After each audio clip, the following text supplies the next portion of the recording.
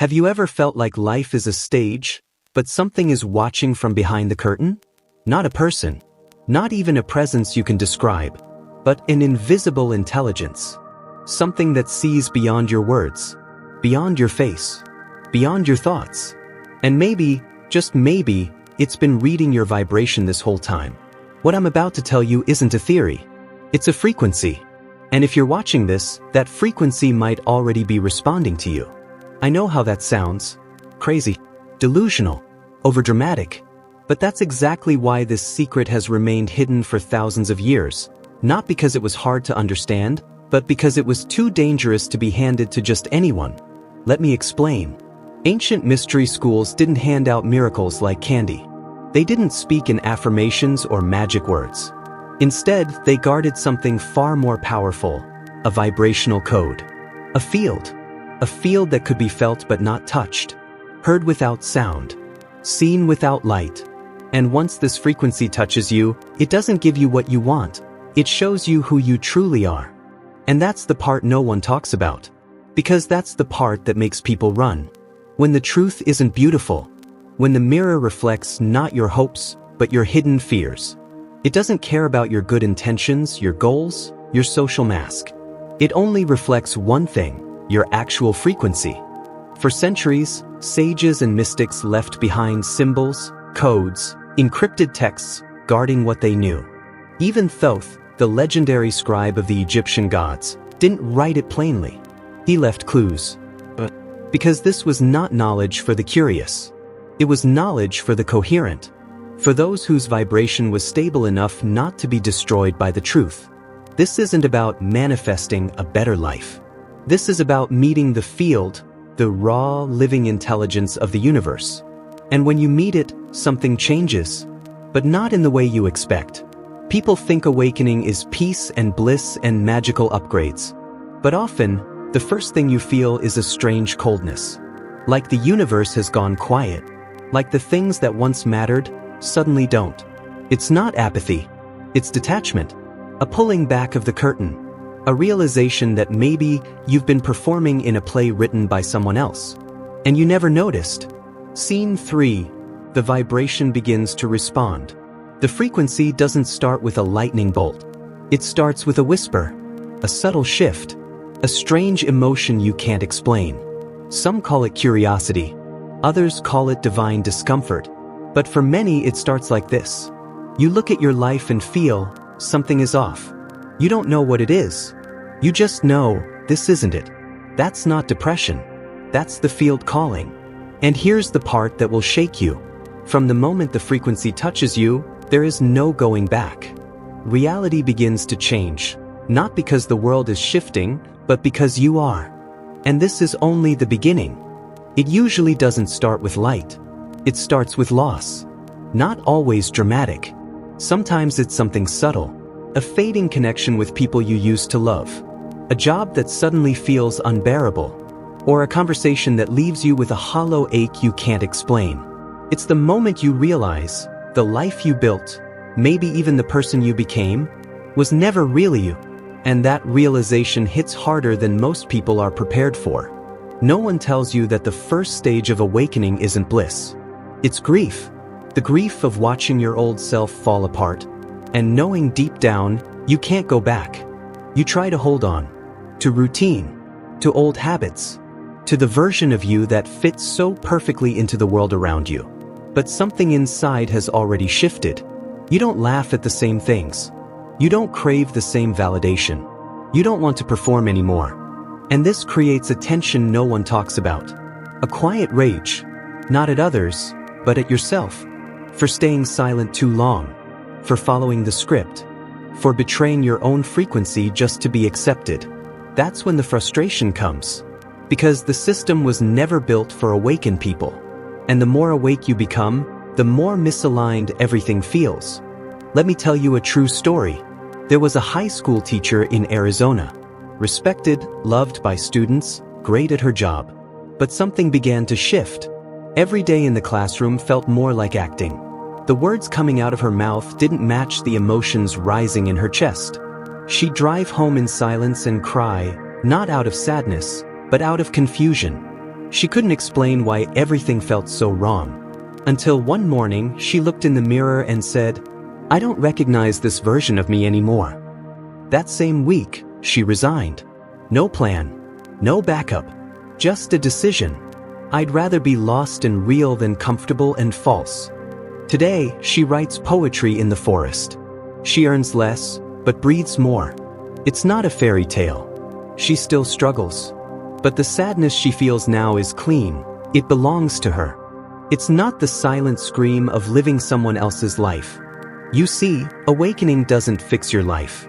It breaks it. Not to destroy you, but to destroy what was never really aligned. And that hurts. You will feel left behind. You will question your sanity. You will see others laugh and live easily while you drown in a wave of emotions you never knew you had. And you'll feel angry. Not just at the world, but at yourself, for not waking up sooner. For all the time wasted. But here's the truth, nothing was wasted. Every step, even the false ones, brought you here. And the fact that you're still watching this right now means that a deeper part of you has already chosen to keep going. Sadness is not a sign that you're failing. It's proof that you're feeling. And in a world designed to keep you numb, that's a radical act. And anger? Don't silence it. Let it guide you, not into destruction, but into truth. Because awakening will hurt. But so does pretending. And between the pain of truth and the pain of illusion, only one can set you free. Then one morning, something shifts. Not loud. Not dramatic. Just a pause. A breath that feels deeper. A song on the radio that makes you tear up for no reason. Or the sudden awareness that for a split second, you're okay. It's like sunlight breaking through a crack in the wall. And for the first time in what feels like forever, you're not drowning. You're floating. You're still confused. Still raw. But there's a strange new feeling growing inside you. And that hope doesn't come from anything external. It comes from the simple realization that you're still here. Still breathing. Still open.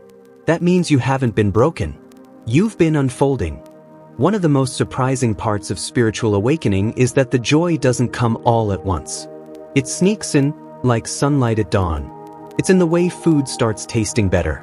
The way animals respond to your energy. The way people start asking you, "There's something different about you. What is it?" And you won't always have the words to answer. Because it's not a thing you've learned. It's something you've become. There's laughter now, small, quiet laughter that comes from the soul. Not the kind that hides pain, but the kind that emerges from finally being present. A friend of mine was once a rising jazz musician. Talented. Touring. But fame wore him down. He began having panic attacks before shows. He'd stare at the piano and feel nothing. So he walked away from it all. No press release, no goodbye tour. Just silence. For 2 years, he disappeared. Moved to a mountain village. Planted herbs. Meditated. One morning, he sat outside, birds chirping, warm cup of tea in hand, and his fingers started tapping a rhythm he hadn't played in years. He rushed inside, dusted off his keyboard, and what came out wasn't a jazz solo. It was a new sound, so celestial, like the universe was playing through him. And he smiled, not because he was back, but because he finally recognized himself in the music. That's what joy feels like when it's real. It's not excitement. It's remembrance. You begin to realize everything that hurt you prepared you. Every collapse was a doorway. And every moment you thought you were lost was the moment you were being redirected. That's the joy. The unexpected, breathtaking discovery that, even in the worst moments, something greater was always guiding you. You start noticing synchronicities again. Numbers repeating. Songs playing the right lyrics at the right time. Strangers saying words you were just thinking about. It's not coincidence. It's the universe responding to your realigned frequency. And here's the most beautiful part. The more you surrender, the more you smile without a reason, the more you release, the lighter your body feels. And the more you let go of control, the more life begins to dance with you, spontaneously, effortlessly. This is not fiction. It's what happens when you stop resisting who you are and begin to resonate with it. It doesn't feel like motivation. It's not the kind of energy that says, let's go. It's calmer, more focused, like a deep, steady pulse moving inside your chest. You don't feel like you're chasing life anymore. You feel like life is quietly inviting you forward. And here's where the magic begins. Your thoughts become lighter, your steps more deliberate. You don't force things, yet they begin to flow. Because the universe doesn't need you to struggle. It needs you to vibrate in coherence. People always ask, if I'm on the right path, why does it still feel hard? And the answer is often simple, yet hard to accept. You might be doing the right thing, but from the wrong frequency. See, aligned action doesn't mean life gets easy. It means you stop resisting it. The obstacles may still come, but your response is no longer fear, it's curiosity. What is this moment trying to teach me? What version of me is this challenge trying to activate? And just by asking those questions, you shift from reaction to response, from fight to flow. Let me tell you about Maya. She wasn't a spiritual teacher. She just wanted to open a cafe, nothing fancy, just warm, local, soulful. Everyone told her it was a bad idea. She had no business experience. Banks said no. Friends doubted her. But Maya kept seeing the same dream at night. The wooden tables. The community. She even felt the warmth in her chest every time she thought about it. So she started with what she had. She rented a small corner in a bookstore. She made 3 kinds of coffee. That's it. But people didn't just come for the coffee. They came for the energy. Within a year, people started calling her place the softest space in the city. Strangers talked like old friends there. Some said they had emotional releases just by sitting in the corner chair. She didn't cast spells. She didn't light incense. She just built her cafe on a frequency, one of warmth, welcome, and quiet trust. And the universe responded. This is the difference that surprises most people. You don't just feel different. You begin to move differently. You say no to what once drained you. You no longer chase validation. You create, not because you're afraid to fail, but because you can't not create. You don't argue with people who don't see your vision, because you've finally realized it wasn't for them to see. You walk into rooms, and your presence speaks louder than your words. Not because you're louder, but because you're clearer. And clarity vibrates louder than noise. This is the spark, the ignition, when the field around you begins to take shape, based on who you're becoming, not who you were. You don't have to scream. You don't have to push. You align. And the doors open. You breathe. And the path reveals itself. You choose presence over pressure. And suddenly, everything begins to move with you. Not because you commanded the universe, but because you became the code it already understands. It hits you when you're doing something ordinary, driving, folding laundry, or looking out the window. You realize you're not who you used to be. There's no dramatic music, just a quiet noticing. You've changed. And then it comes a wave of joy and sadness all at once. Because while you've gained clarity, presence, and freedom, you've also lost a version of yourself that once felt safe. And that's the paradox of awakening. Every step forward means leaving something behind. You don't talk to some friends anymore. Not because of a fight, but because the frequency simply doesn't match. You walk into old places and feel like a stranger. You hear the same jokes, the same complaints, and wonder, was I always pretending to enjoy this? And maybe the hardest part is that you miss them. Not because you want to go back, but because part of your heart still loves the people who knew you before you woke up. But here's the truth. They knew the costume. They didn't always meet the real you. Now that the mask is off, some people won't recognize you. And that's okay. Because you're not here to stay palatable. You're here to become whole. A few years ago, a spiritual writer named Leah built a huge following online. She wrote daily posts full of light, love, and gentle advice. Thousands read her words, shared them, admired her. But over time, something began to itch inside her. She was censoring herself, leaving out the anger, the grief, the sacred rage. One day, she broke pattern and wrote a post titled, "I'm not here to make you comfortable." It was raw, It was honest. It scared her. She lost half her followers that week. But the ones who stayed? They became family. She found her true tribe the moment she stopped trying to keep everyone happy. And in losing the crowd, she found her real voice. Sometimes letting go isn't failure. It's evolution. You start to realize something beautiful. You're proud of yourself. Not for achievements. Not for proving anything. But for surviving the unraveling. For choosing truth over comfort. For facing parts of yourself you once buried. This is a quiet kind of pride. It doesn't shout. It doesn't need applause. It lives in the way you sit taller. Speak clearer. Breathe deeper. You're no longer trying to impress the world. You're simply becoming someone you respect. There will still be moments of grief. That's natural. You'll miss who you were, even if that version was asleep. But now you hold both. The joy of who you are becoming, and the sadness of what you've had to leave behind. That's not weakness. That's wisdom. You've stepped out of the matrix. You've let go of needing to be liked. And now you're doing the bravest thing of all. You're living as yourself, fully, unapologetically, and awake. It starts as a whisper, a tug in your chest, a quiet question, why am I still holding back? You can't ignore it anymore. You've read the books, watched the videos, meditated, journaled, healed, cried. But something's still stuck. Not because the field isn't responding, but because you haven't acted. The truth is this. Alignment without action is a dream half-lived. And you didn't wake up just to watch life from the sidelines. You woke up to participate. Let's be honest. Sometimes we hide behind spirituality. We call it trusting divine timing. But really, we're afraid.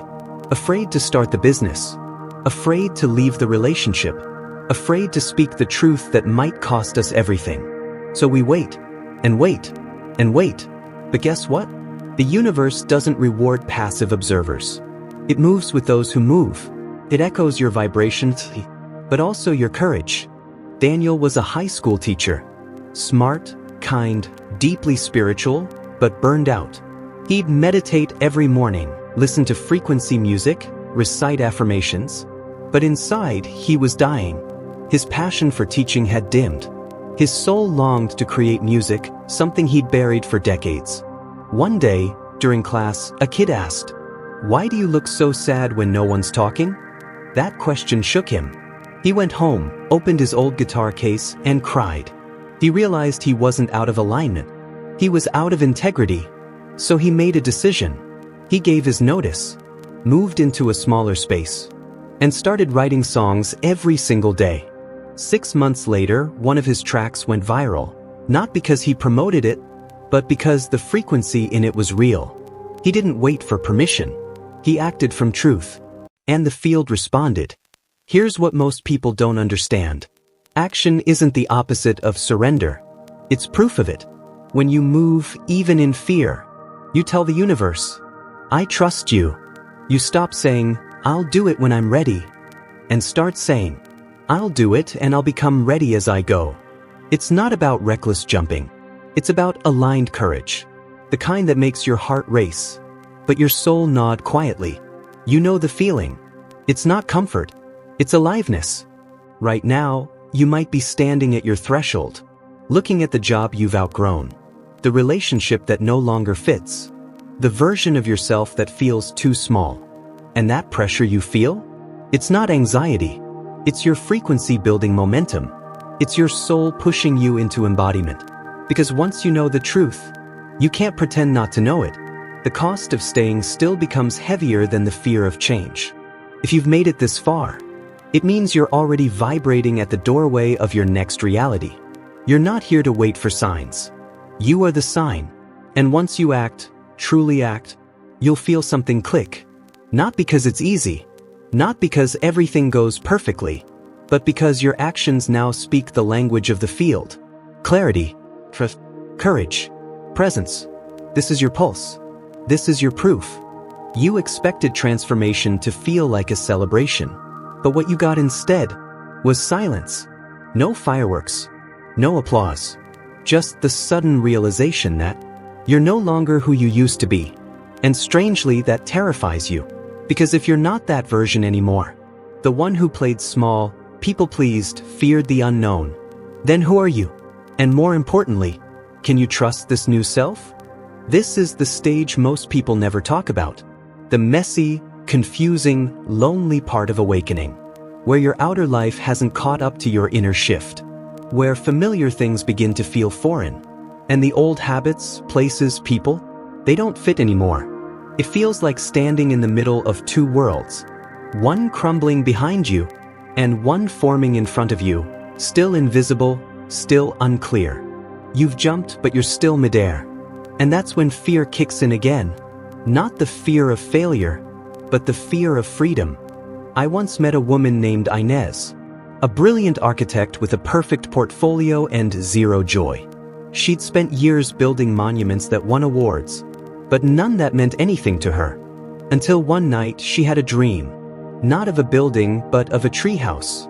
A messy, glowing, strange treehouse filled with color and music and laughter.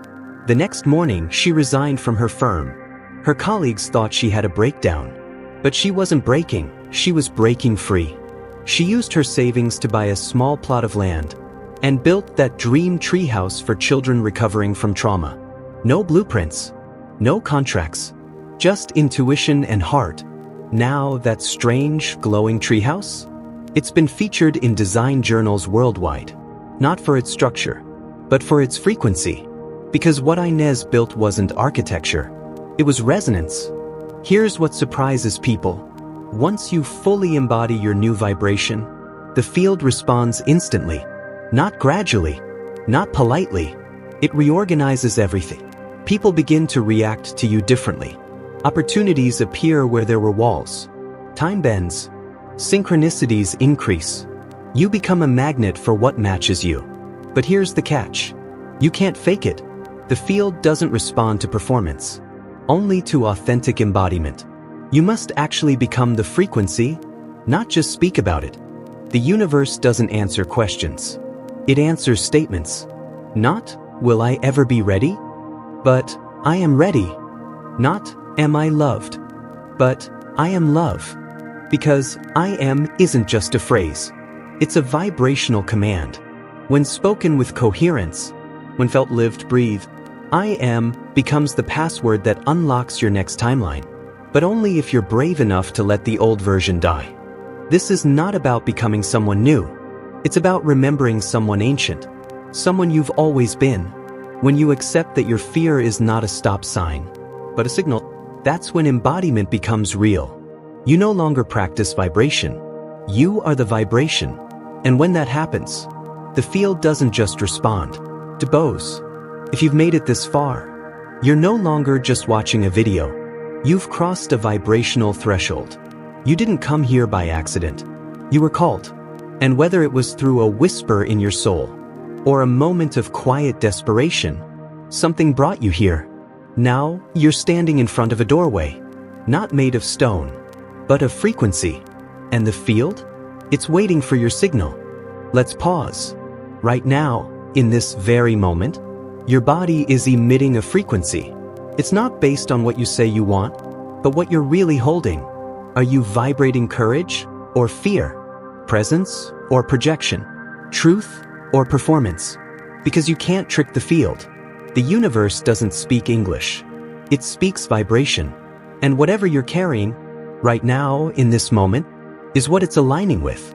So the real question is, are you truly ready to let the old timeline go? Let me tell you about Lila. She was a quiet painter, unknown, underpaid. For years, she painted what people expected, landscapes, portraits, commissions. But at night, she created something else. Strange symbols, star maps, glowing silhouettes of beings she couldn't explain. One day, she stopped hiding. She posted her real work online. No caption, no explanation. And people responded. Not just with likes, but with stories. This feels like a dream I had. Why do I remember this place? Within months, Lila was invited to speak on podcasts, lead art meditations, and collaborate with scientists. Not because she marketed herself well, but because her vibrations spoke louder than words. So here we are. You've seen the collapse. You've felt the reorganization. You've heard the code. And now, the field is quiet again. Not because nothing is happening, but because it's your move. Do you retreat into the old identity? Or do you answer the call and step into coherence? And I'm not talking about pretending. I'm talking about full embodied choice. Not just knowing the frequency, becoming it. Remember this. You're not the only one feeling it. There are others, millions across the planet, also waking up, breaking down, rising up again. And slowly, silently, we are forming a network. Not with wires or servers, but with frequency. A vibrational field of aligned beings, each one activating the others. By simply choosing to live from truth, you are already part of that field. This moment proves it. So what now? Here's the step.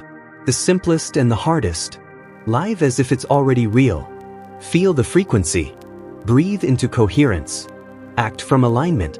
You don't need a sign. You already are one. And if this message touched something in you, not just in your mind, but in your being, then drop a comment. I resonate. That's our code. Our signal. And if you haven't yet, subscribe. Because this isn't just a channel. It's a circle. Those who know, find each other. And those who act, shift the world. Thank you for being here. The field has received you. Now, go emit something real.